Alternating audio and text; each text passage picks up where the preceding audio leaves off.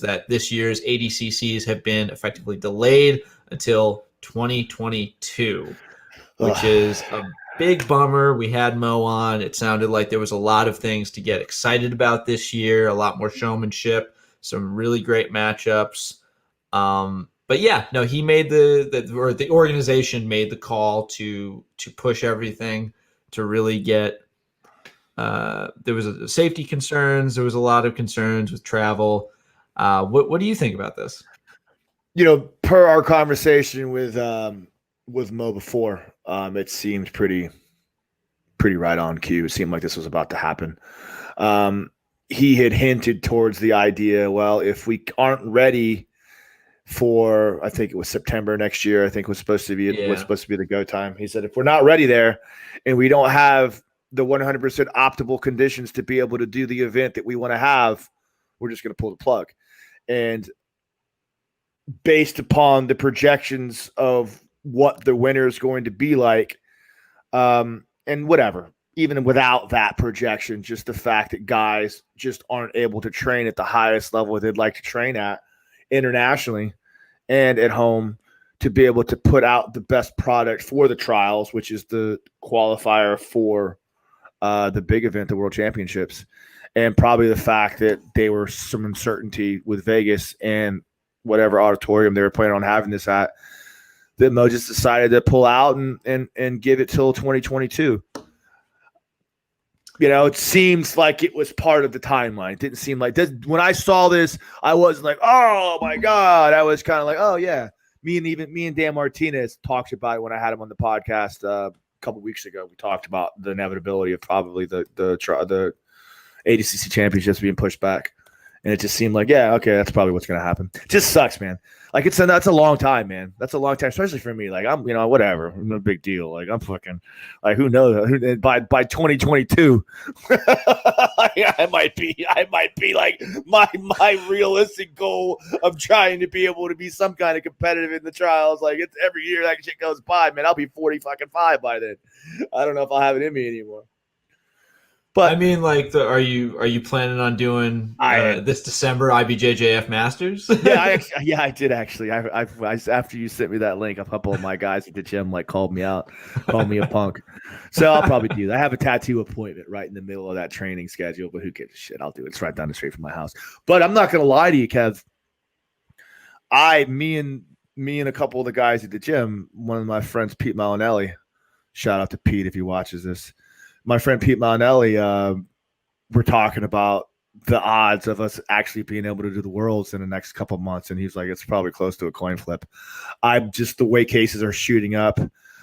People are trying to say it's about the election. It's all this other shit like that. I perceive some pretty strong shutdowns, no matter who the president is, over the next few months, and I'm gonna have a bad feeling in my head that the pit of my stomach that our world and our ability to have these tournaments is just going to we're going to have to wait a little bit longer. I think what Mo is doing is the responsible thing, and I think the rest of the world should probably jump on that eventually. Just put jiu-jitsu off for a little bit longer. If we all band together and give it another 2-3 months, like it'll just go away. I believe we'll have it contained a little bit more, but we never really put that into it. But anyway, do you think the ADCC, one of the big two massive tournaments in our sport, I think, we've talked about this before. It's IBJJF, ADCC. Do you think their decision to push back until such a time as conditions are a little bit better, do you think that's going to affect smaller shows? Do you think we're going to see, Grappling Industry, Polaris, Quintets, any of the, or Submission Underground? Do you think we're going to see any kind of reaction from those venues? No, I don't think it's the same format. I don't think it's the same template, because you can still have a fight to win, or you can still have a third course grappling or subversive without an audience or a limited audience and still have a decent event. Like the whole point of having this grand event is to be able to have a packed auditorium, to be able to have any and all competitors that are willing to compete come in to be able to put on their best show. And those things could possibly not be available by the time frame that Mo thought this event should be done. So he probably had some kind of a deadline with the venue, whatever deadlines he got to a point where he drew a line in the sand and said, if we get past this point, we're just going to have to push it back because I don't want to take chances of not putting on the best show possible for this next ADCC because that's his goal. That's his dream. He decided to do that.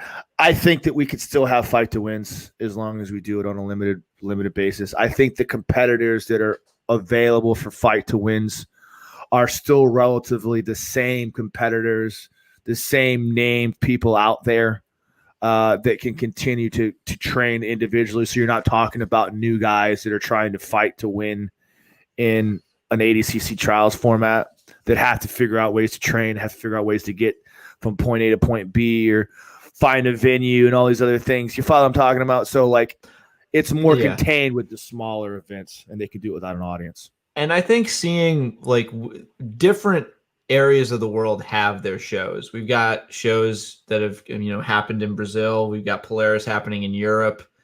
We've got a ton of events happening stateside. And I think this just goes to show how lucky, I mean, I don't know how good it is for the sport, but how lucky we are as Americans that so much of the top talent in jiu-jitsu live here in America. We get to have these regional shows without international travel from a lot of places. And it's really convenient. I just feel bad for everybody else.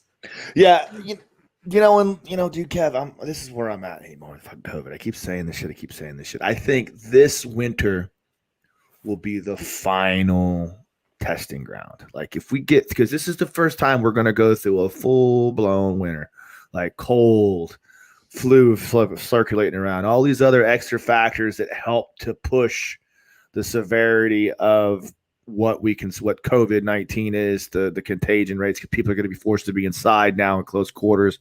All those things, all those factors that should spell the perfect storm. If we get through the end of January, middle of February, and there's not bodies stacked up in the streets, I keep saying it, I really believe it this time. If that's the case, you know what? That's it. Well, but I'm legitimately concerned about the winter, and I think that we all should be.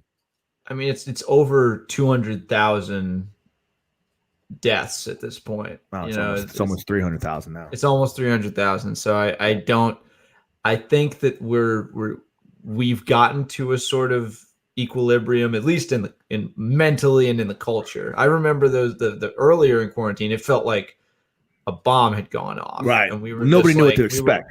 No one knew what was going on. The streets were empty. Now they're back in not as great of quantity, but it's starting to get there. But, I was able to just completely drive over the GW bridge with no traffic. Never happened to me before in my life. Yeah, I got to navigate through New York. That's like post-apocalyptic kind of creepy when you see shit like that. It's what in the hell is going on here? Right. It like you get videos of people walking down Madison Square Garden. It's completely abandoned. Yeah, that's scary.